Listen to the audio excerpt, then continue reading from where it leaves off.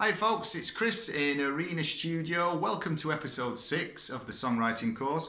We've got one more episode to go, which is all going to be about the lyrics and phrases and bits and bobs like that. But today we're going to be talking about cadences.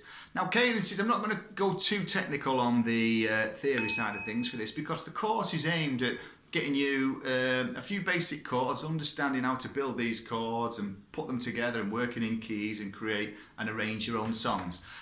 So really what we're going to look at with a cadence that we've got for today, we've got the perfect cadence, which always ends on the tonic chord from the 5th chord. So if we're in the key of C, basically that means we're going to end the phrase of music that we're on from a G chord to a C chord, and you'll feel that it resolves with a perfect cadence. It sounds like it ends, it's finished.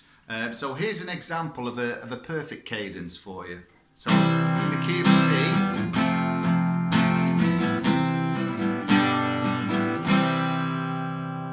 so it's that 5 chord to the 1 chord. So again, I'll give you the perfect cadence again.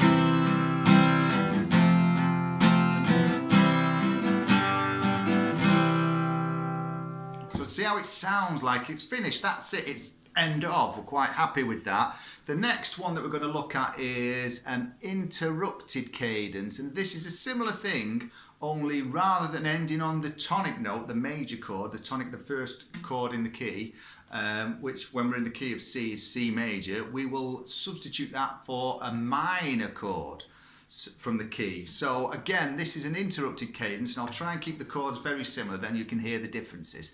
Okay, so this one is an interrupted cadence, and it's going to go from the 5th chord, and then I'm going to end on the 6th chord, which will be A minor. So we're going to be a...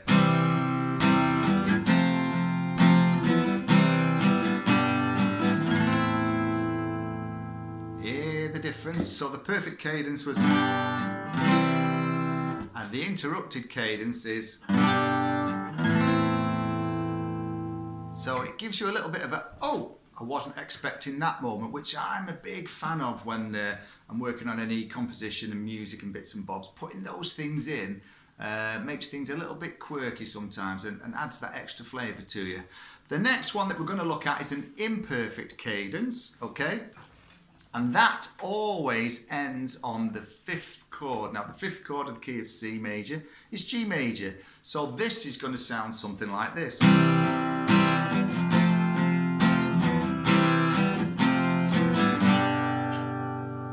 And I always think an imperfect cadence feels like it should go round again and then end with a perfect cadence, if that makes sense.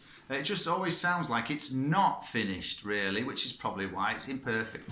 It just sounds incomplete. So I'll give you the imperfect cadence again.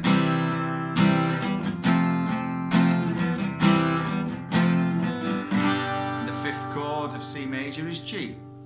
Okay, and then the final one that we're going to look at is the Plagel Cadence, and this was often used at the end of hymns, church music, things like that. This always ends from the 4 chord to the 1st chord. So in the key of C major, that's going to end from an F to a C, and you'll hear how that sounds. That sounds like this.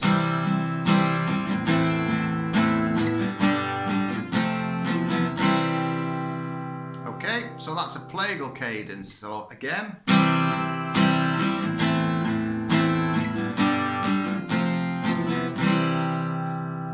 Now they're all, you might think, what's the point in all these? I can end on whatever chord I want, really. Well, I suppose, pardon the pun, but in theory, I suppose you can do. If it sounds good, 9 times out of 10 it is good. But as I've said on a lot of the episodes of the songwriting course, that music does follow form and formulas, and if you stick with those, you do start to write far better songs. So I'll just run through these one more time. So this is the perfect cadence. It belongs.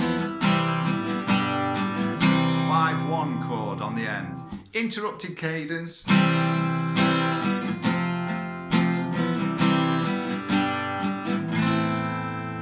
5 chord ending on a minor chord. The imperfect cadence.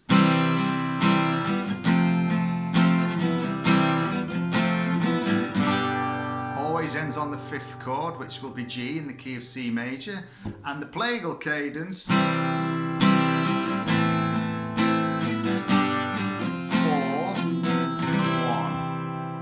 1. Okay, now that's all. There's others. There's other avenues you can go down with the cadence routes, but we're just going to touch on those 4, as I've done with most things on each episode. I've not gone too deep. I've tried to keep it quite doable and manageable for us, so that's going to give us an indication of how we can end some of these songs that we're working on. You might just want to put a fade out if you're in the studio and do a chorus and the key change and all those that we spoke about last time, and carry that right on for another 10-15 seconds and put a fade out on your track. You know, there's all different avenues. Nothing's right and wrong, really, I suppose, when we look at all this. It's just tools to help you write better songs that hopefully set you on your journey as a songwriter and give you a bit more fruition. Okay, so next week, like I say, it's going to be the final one, which is all to do with lyrics. Please give the channel a subscribe, and it's great to see you on board, and I love all the comments and all the messages that everybody sends me. It's great. Don't forget the live streams every Wednesday here on YouTube as well, and a fresh video. I drop a fresh video on every Friday morning, 8:30 for you, as well as on the community for the Arena Studio page. I'm also posting pictures and quick live updates of what's going on in the studio during that week. So there's loads of resources that you can tap into as well, and all there hopefully to guide you and mentor you along a little bit. And if there's any little bit of information in there that helps you out, then it's all been worth it. All right, so for me, Chris, I'll see you next time. Stay safe and well, and thanks for watching.